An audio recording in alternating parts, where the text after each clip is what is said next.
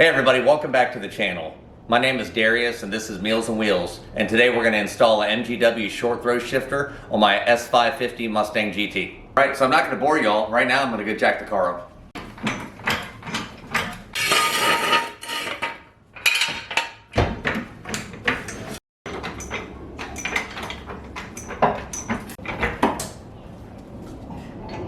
We're actually just going to put our fingers right here and just gently pull. And you got little tabs in there that are going to come undone. That'll pull the panel right off. 4mm hex head. To undo these.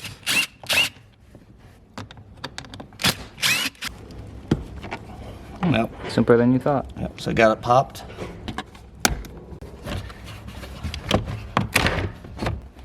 Plugs that you have to undo.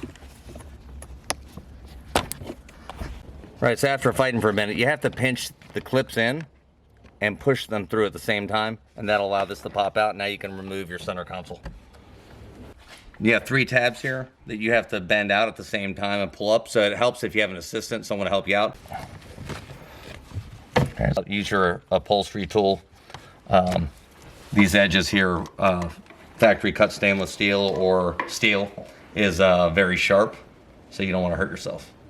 And sometimes you can go from underneath and just yank it off. So I've got a T20 Torx bit, and what I'm going to do is right here on the reverse lockout, I'm going to go ahead and unscrew the lock itself, so that way this will spin freely. So here we got the punch that came with the MGW shifter, and I'll set that there. Definitely want to make sure you don't want to hit it hard, you just want to give it light taps. And this might take a little while, but you're going to tap this until it goes all the way through the other side and comes out. There we go. All right, so that's everything we can do up top. So now we have to go underneath the car and we got to go get dirty. And let me tell you, for you guys that like to save money, this is okay. But if you don't like to lie on hard concrete floors and ache the next day for 3 or 4 hours with no sleep, you'll know what it's like.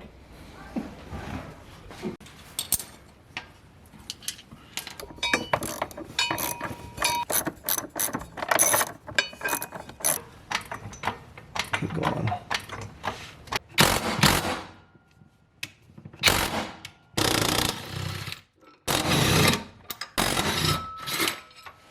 Right, normally you wouldn't have to take out these 2 bolts in the center of the transmission, but we're actually putting in a polyurethane rubber bushing on the back end of the transmission to stiffen that up a little bit.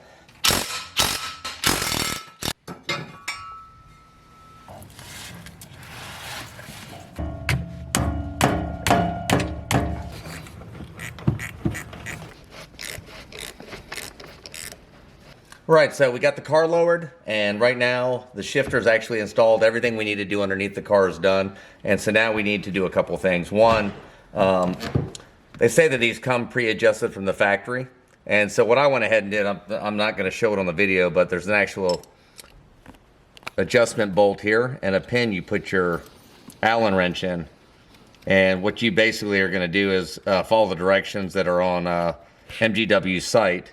And you're basically trying to adjust it to not go into first and second to start with, and then back off the inset bolt until you can barely just smoothly get it in it. And once you can actually get it in there, you're going to do a half turn back and then lock it down. So it took me a few minutes just to get it right where it felt good to have the sweet spot. So that's all done.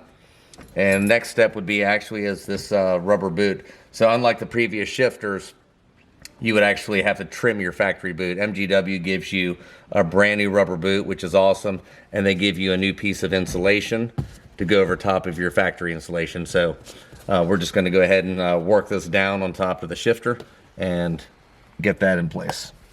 All right, so I've got the rubber boot in the groove here. So I ran a zip tie around it that's supplied in the bag that comes with the shifter. And now we're just going to press this down. And we want to get this, just like I said earlier, right below the bolt. Get that into position.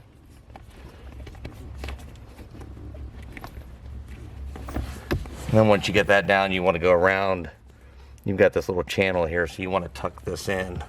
Plastic pry bar tool or upholstery tool can actually help you tuck that in. So it might take you a few minutes just to get it just right, but just keep working it, work around it. Next thing we're going to do, we're going to take the original factory installation, and you can tell the difference as this side faces down. You just tuck it in. And you've got two little pegs you're going to press them down on. And then you've got the new supplied extra insulator from MGW. It's going to give it a little bit more padding, probably a little bit quieter noise reduction. All right, so in this one we only have actually two things to plug in.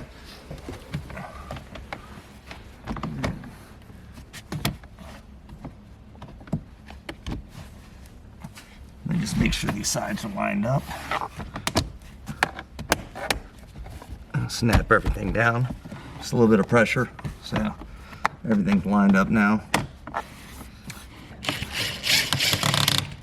Don't over tighten them, don't want to break it. All right, and then make sure all of your clips are still there, and this is your magnet, which actually sticks here to the body of the car. So you're just basically going to line this back up where it belongs.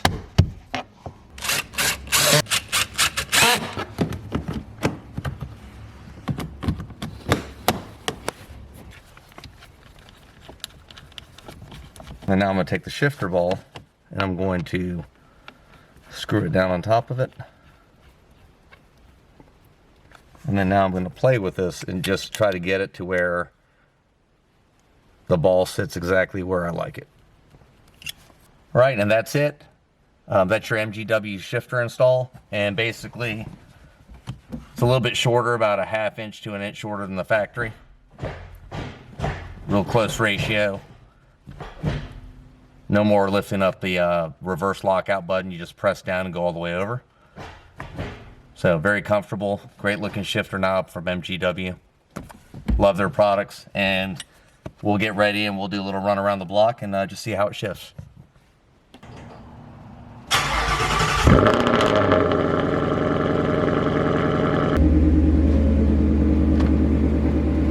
Pretty damn good, doesn't it?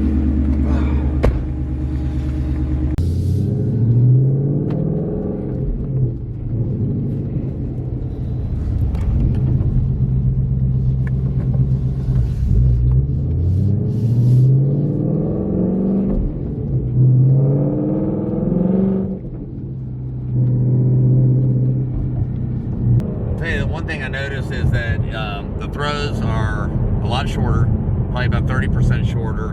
Definitely have just a lot closer ratio.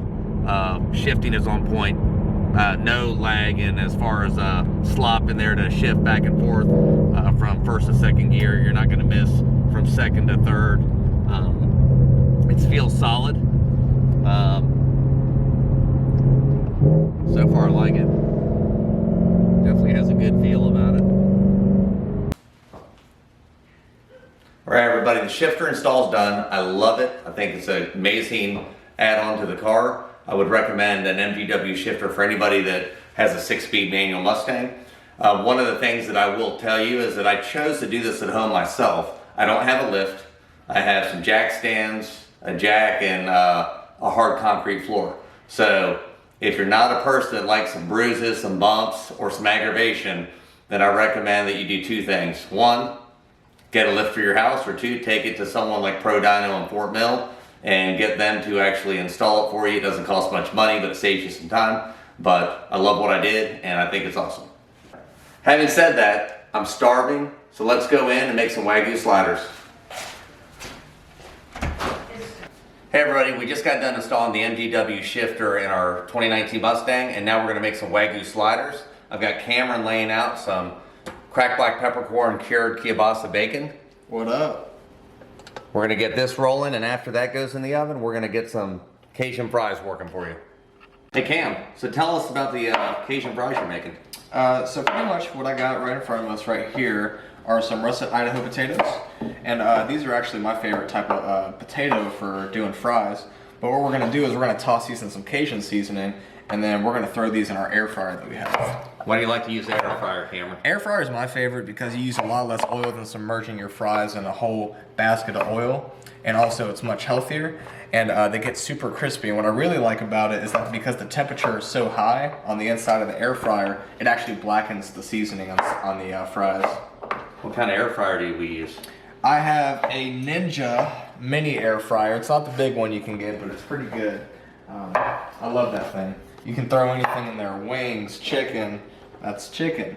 I would say the only thing about it is that if you buy one, buy the largest one they make.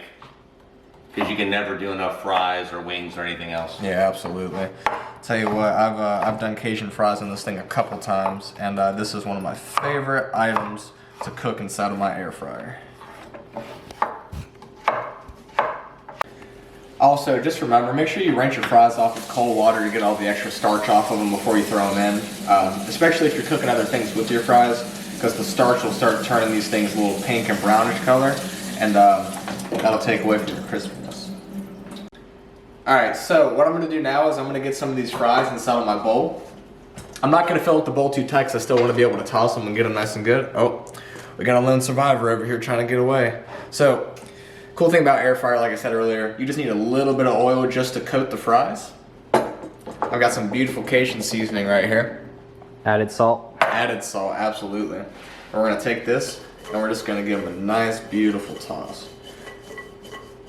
About how much seasoning do you think you put on there? Just coat it good enough to see it with your eyes so you get that flavor, Cam? Yeah, absolutely. You definitely just want to do it by look and by feel to make sure it's fully coated. I would call it about a teaspoon and a half, something like that. So we're going to take these straight into our basket in our air fryer. Now it's okay if you stack them a little bit because you've got some airflow on the bottom of this thing, so it'll work just fine just like that. Now we're going to take these, we're going to put them in our air fryer for about 20 to 25 minutes and we're going to check them out. Get him. He's hungry. Let him stop. Yeah, Kill somebody. yeah. What's wrong with it?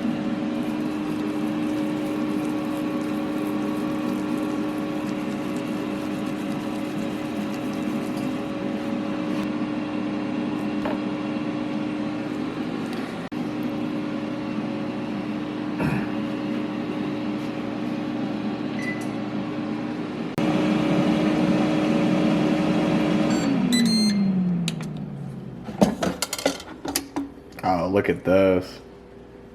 Let's get a sound check on it. So in front of me right here, I've got some mini brioche sliders. So what I'm gonna do is I'm just gonna take a little bit of butter on each one of these, and we are gonna make sure that they get nice and buttery whenever they get in the oven, and when they get toasted, they come out nice and delicious. Get some of that, steal that, go from over here. Yeah. Look at that beautiful bacon. Oh yeah.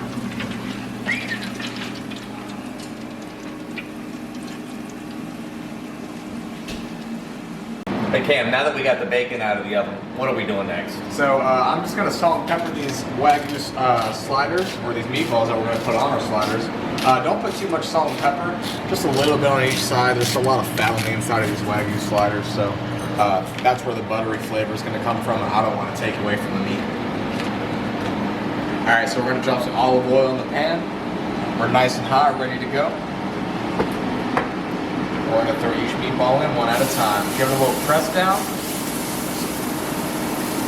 Now the reason why we're pressing them down is because whenever they go onto the slider, you want to make sure that they don't roll off or they don't have a place for all the other toppings and such to go.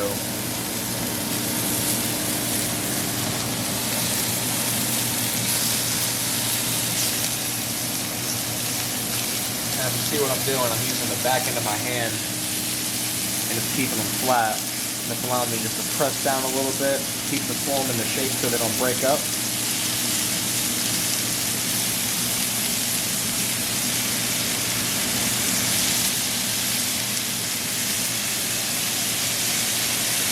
See if we can make a little bit more room. Alright, cool. So we're going to go ahead and flip these and see if the sear we got on the bottom of these. Oh, wow. Look at that. Just be careful flipping them over. They do get a little softer as they cook through, so you don't want you to lose your form on your meatball. See a couple on the outside get a little bit less of the sear. Oh man, these are gorgeous. Check that out.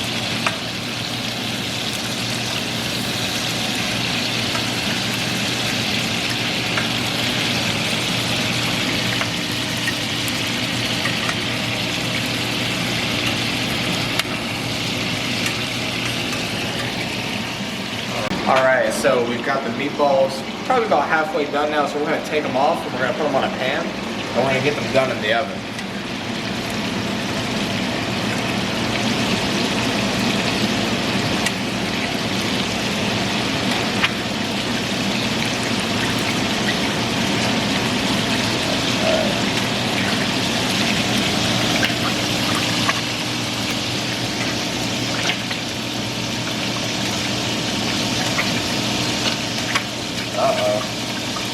Turn down the fire and talking back to us. Go higher. Popular.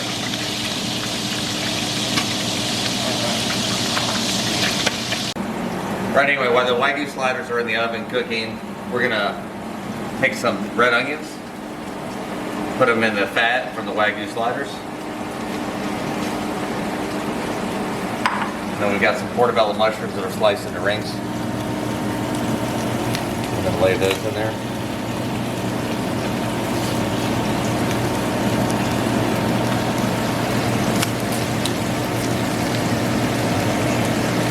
Basically all we're going to use on this is salt, pepper, a little butter, and thyme, and as far as our seasoning and ingredients. And these are just going to be an add-on on top of the sliders when we put them together.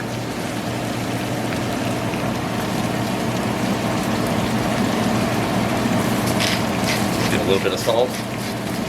Don't want to do a lot. Still have the fat from the Wagyu in here, and also you also have the seasoned meat that Cameron did a few minutes ago.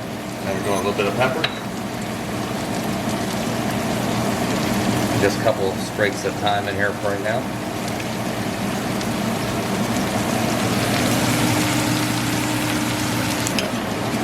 And about a quarter stick of butter. Just put it in different spots around the cast iron skillet. That way it has time to melt.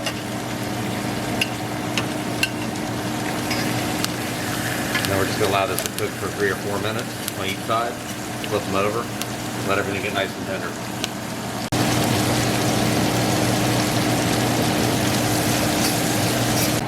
We're going to take the mushrooms off, and then after we get the mushrooms off, we're going to toss the onions around a little bit more to get the onions more caramelized. But the onions, the mushrooms, we want to just be a little bit tender. They've got a lot of the Wagyu fat on there and the fresh thyme and a little bit of salt and pepper, so they're going to taste great.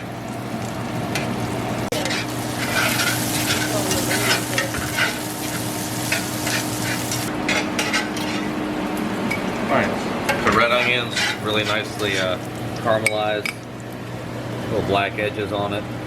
They give it a lot of great flavor.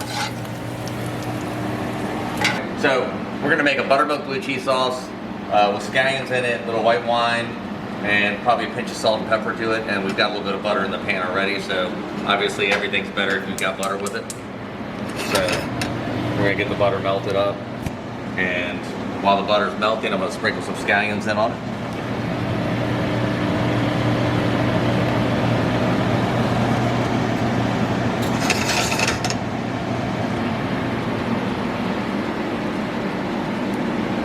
Pour the white wine in there with that.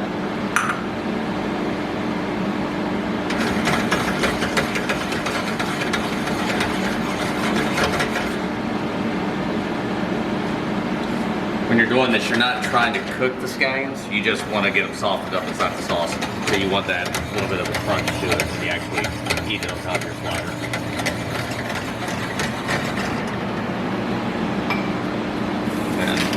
I go ahead, instead of seasoning it with the cheese in there, I'll just put a couple turns of salt with the white wine and a couple turns of the peppermint. And then once that starts getting to a simmer, I'm going to go ahead and add the cheese to it slowly. All right, so now the wine's heated up. We're just gonna go ahead and put the buttermilk blue cheese in it. You can find this at any of your local grocery stores. We're in South Carolina, and if you really wanted to do it right and I couldn't find it today, Clemson blue cheese would have been the best. Really important to keep the sauce moving so it doesn't scorch on the bottom or burn. Oh man, look at these sliders. Meatballs. Meatballs that are going on sliders. The whole thing we're trying to do here is just let it reduce a little bit, let it get a little thicker, creamier, because we're gonna just drizzle this right over top of the sliders.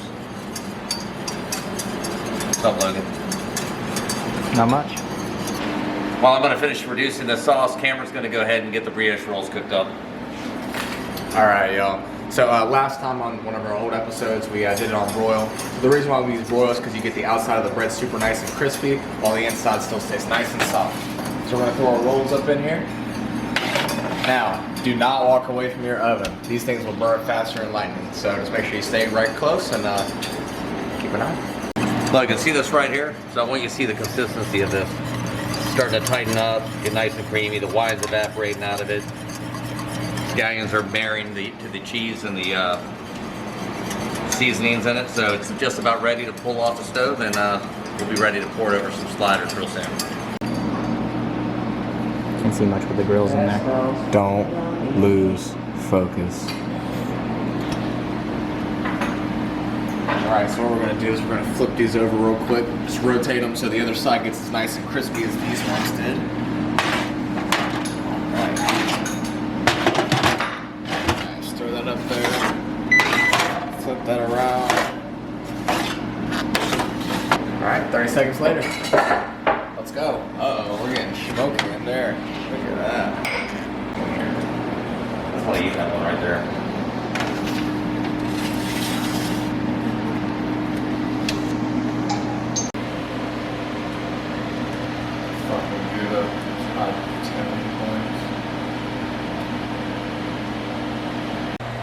All right, let's get rolling. So I've got this beautiful kielbasa pepper bacon. I'm gonna throw a couple slices down each on one of these. Oh, very nice. All right, so now I'm gonna get my sliders. Very good. Now I put smoked Gouda on top of these ones to get a beautiful cheese melt on there. Love the creaminess of Gouda. Very nice. We're gonna press that one down. All right, so now we're gonna add our caramelized onions. Oh yeah, look at that. Absolutely beautiful. Now check this out. We're gonna take this fig preserve right here. We're gonna throw that right on top. Now don't be shy with this. It is sweet, but you've got so much savory on this plate that it's gonna counterbalance, and saltiness from the bacon, so it's gonna be absolutely perfect, okay? So we're gonna check that out.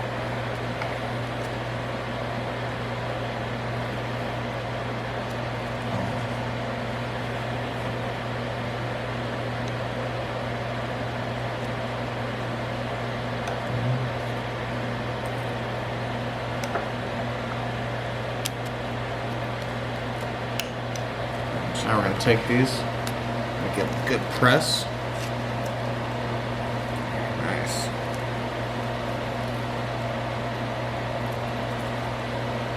Now, going alongside with these, I made some house sweet pickles and onions that I'm gonna put on the side right here. And our fries got done just in time. So we're gonna plop these right in the front. One fell. All right. You ready to do the buttermilk blue cheese sliders? All right. So we're gonna grab our kielbasa pepper bacon, put that on the bottom. Wagyu sliders directly on top of that, AKA Cameron's favorite meatballs.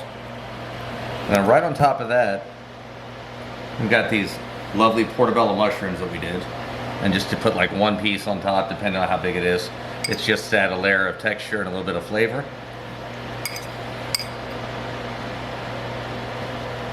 A little herb is okay, it doesn't hurt anything.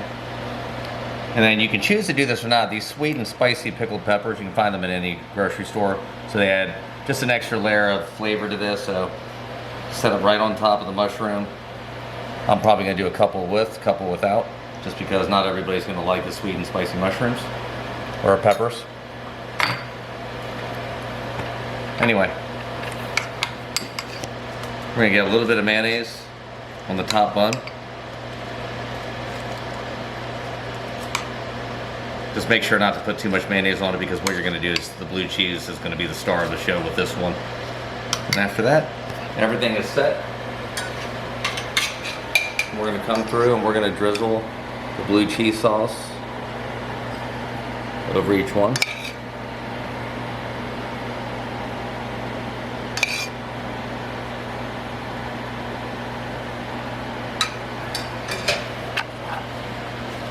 And just top them off with a little bit of a press.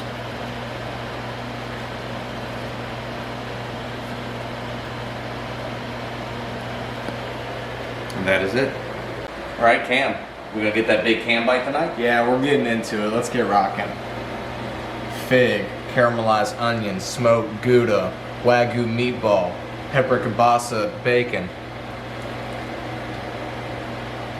How's that taste, Cam? Oh man. Wow. So here we got the buttermilk blue cheese sauce, Wagyu burger with the pepper bacon, and a little bit of portobello mushroom on it.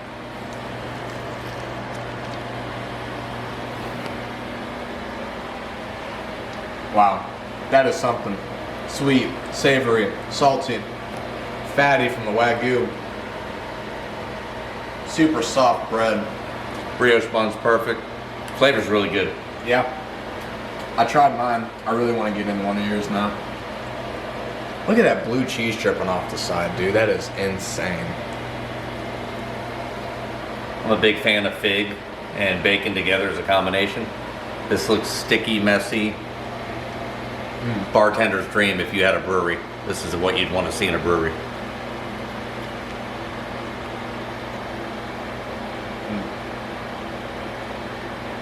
The fig with the bacon and the caramelized onions, with the smoked Gouda is banging. Well, thanks for everybody for showing up. Be sure to share, like, and subscribe. If you have any ideas and you want to see something down in the comments, throw it below. Next time we'll see you on Meals on Wheels. Adios.